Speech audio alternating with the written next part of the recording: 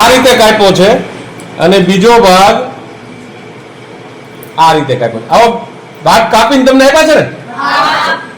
હવે તમારે આની મજા લેવાની છે. આની પાછળ એક વિજ્ઞાનનો સિદ્ધાંત છે, સમજાવવા માટે આ પ્રયોગ કરીએ છીએ તમારી વચ્ચે, બરોબર? એ સિદ્ધાંત શું છે એ તમને હવે સમજાવીશું. જેમ આપણે કાગળને ગળ પાડીએ ને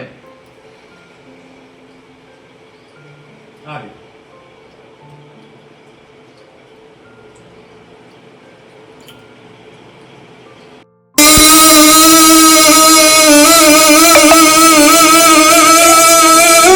ચાલો શું થયું?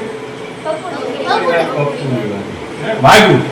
હવે મારે એ તમને સમજાવવાનું છે, અથવા તમારે મને પેલા કેવું છે વાગે છે શું કામ? ત્યાં વિજ્ઞાનનો સિદ્ધાંત છે. આ વાગ્યું છે.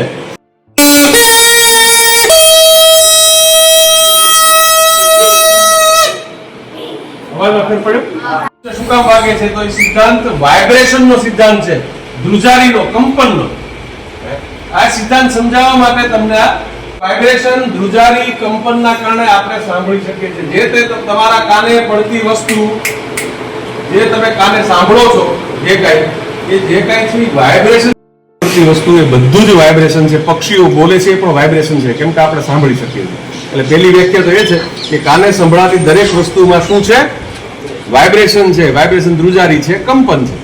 હવે ઘણી બધી બાબત એવી છે કે ડીજે વાગતું હોય, આપણે કાન બંધ કરી દેવા પડે. ઘણીવાર ઓચિંતાનો સૂતલી બોમ્બ પડે, ફૂટે, ત્યારે આપણે આપણા કાનમાં ધાક પડી જાય, કેમ કે ઓચિંતા નકર તો આપણે કાન બંધ કરી દઈએ.